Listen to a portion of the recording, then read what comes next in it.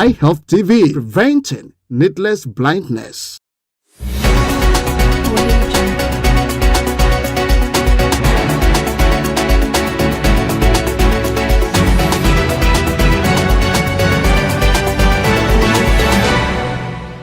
The time is 10 o'clock.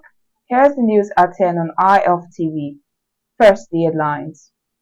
Olabisi Onabanjo Teaching Hospital, OOUTH, warns against alcohol addiction, cites risk of blindness. Cataract patients urges others to seek professional treatment over traditional remedies. On the foreign scene, NHS rolls out OCT devices nationwide to improve diabetic retinopathy outcomes. Arrow indicates initiative to improve access and affordability for eye care medications. NIH identifies key elements of brain-based visual impairment in children. Now the news in details. The Olabisi Onabanjo Teaching Hospital has cautioned individuals addicted to alcohol, warning that such habits could lead to blindness in a short time. Dr. Olushola Otolano, head of ophthalmology department of the hospital, shared this concern during an interview with ILTV correspondent Yemi Enola at the teaching hospital.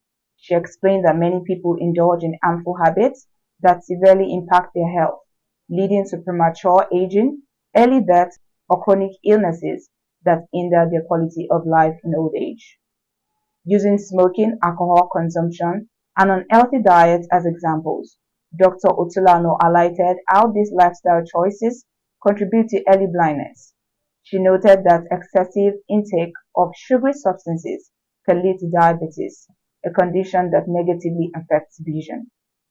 Dr. Otolano also pointed out that the addiction to alcohol could damage the optic nerve, causing it to turn white and eventually result in blindness. She further emphasized the impact of severe diseases like brain tumors, which can impair vision, stressing the intricate connection between overall health and eye health. Expressing concern over a patient's attitude towards eye health, Dr. Otolano noted that many individuals ignore early signs of eye problems and resort to traditional or alternative remedies instead of seeking proper medical care. Unfortunately, such delays often lead to worsened conditions that might have been prevented with timely intervention. Somebody is diabetic and then the person is blind. That means that the person probably has diabetic retinopathy. Diabetes affecting the retina. So there's always a reason why somebody is blind. And there are some people who have neurological problems. Some people take a lot of alcohol and they have, their optic nerve goes white. They have what we call toxic amblyopia. So, which of course eventually may go. Some people have some brain tumors, and then which of course will manifest with in the eye, and they will present to an ophthalmologist first. But when you tell them, I will see people that you tell them you have glaucoma, you have to start doing something now, they will go and not come back to you, and they will go and be killing cows, killing so many things. In fact, I don't know whether they kill elephant too. But they kill so many things. But at the end of the day, they will come back. And by the time they now present later, they are blind. She urged the public to prioritize eye care and seek medical attention promptly, as there is no cheat code to reverse severe eye damage. A cataract patient who recently regained his sight has advised individuals suffering from cataract to avoid traditional remedies and instead consult ophthalmologists for proper treatment. Mr. Fatai Osho, who underwent cataract surgery at a renowned eye hospital in Ogun State, shared his experience with Eye Health Television. He described how his reliance on traditional medication nearly caused irreversible damage to his eyesight. Reflecting on his ordeal, Osho lamented how his deteriorating vision prevented him from working and performing daily tasks, pushing him towards poverty and hunger. He explained that when his vision initially started to blur, he consulted a traditional healer who prescribed herbal eye drops without conducting any tests. Unfortunately, the drops caused severe pain and worsened his condition. Surprisingly, Osho explained that after calling the traditional doctor, he told him to stop using it, saying his eye might still be good. This made Osho to question the professionalism of the doctor. Dé pé eléyìí á sọ fún ẹ pé bàbá kan wà níbì kan ó mọ̀ nípa ẹ̀, ẹnì kan wà níbì kan ó wà níbẹ̀. Ìgbà tó yá ni mo decide pé mi ò lò wọ́n tí mò ń lò yìí. Even though gan mo lo ìkan tó jẹ́ pé in fact owó tẹ́ni yẹn gbà lọ́wọ́ mi ó dùn mí. Dé pé nígbà tí n bá kọ sí ó ní máa kọ́kọ́ sí láàárọ̀, máa kọ́kọ́ sí lálẹ́. Tí mo ń kọ́ sí láàárọ̀ yẹn báyìí tí n bá fi sí báyìí ó dàbí pé bí ata gbígbóná tó máa yó mi wo. Wọ́n á rò pé kí ni eléyìí? Wọ́n á pe ẹni yẹn ó ní bàbá ẹ má kọ sí mọ́ pé ẹ̀wọ̀n ojú ń ṣì dá nìyẹn o. Fine. Wọ́n á ní tí bí ẹni kí n máa kọ́ sí. Mo stop ẹni yẹn. Láti ìgbà yẹn ni mo ti decide pé mi ò nílò nǹkan kan mọ́. Realizing the danger, Osho stopped using the medication and sought help from an ophthalmologist.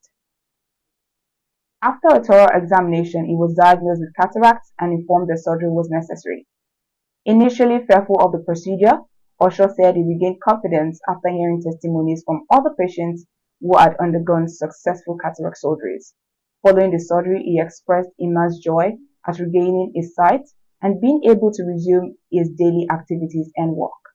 He advised others experiencing similar issues to avoid traditional treatments and seek help from qualified professionals. On the foreign scene, the NHS has announced the nationwide deployment of optical coherence tomography OCT devices as part of efforts to enhance outcomes of patients with diabetic retinopathy. According to NHS, approximately 4 million people are currently registered with the diabetic eye screening program, and 3.3 million undergone routine digital screening at least every 2 years. The initiative will initially target around 60,000 individuals already showing signs of eye diseases, offering them OCT screening. This advanced imaging technology is designed for people at high risk of diabetic retinopathy, enabling early detection and treatment. The NHS noted that currently less than 1/3 of its eye care provides OCT imaging, with significant regional disparities. However, all NHS eye care staff are being trained in OCT screening, and the devices are expected to be fully integrated into the NHS eye care services by October 2025.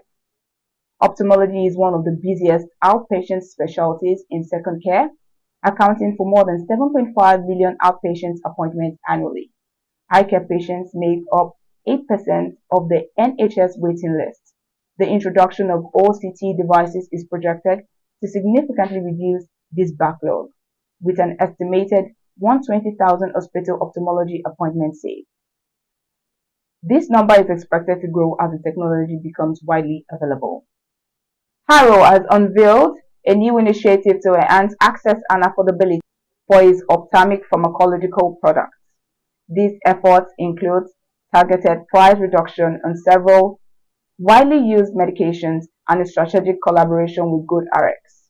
In a press release, Access and Affordability Program aims to address cost barriers that hinder patients' access to essential eye care products. The initiative began with price reduction for two flagship medications, Vigamox and Maxidex, with plans to evaluate additional products for price adjustments. The partnership with GoodRx offers patients a cash pay alternative for purchasing select Harrow products. The GoodRx platform provides discounted pricing without relying on traditional insurance, making it particularly beneficial for patients with insufficient insurance coverage for eye care treatments.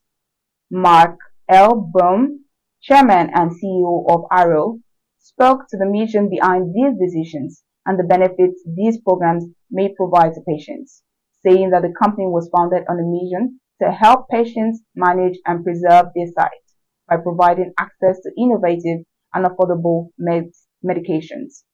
And these initiatives are a significant step in advancing the mission.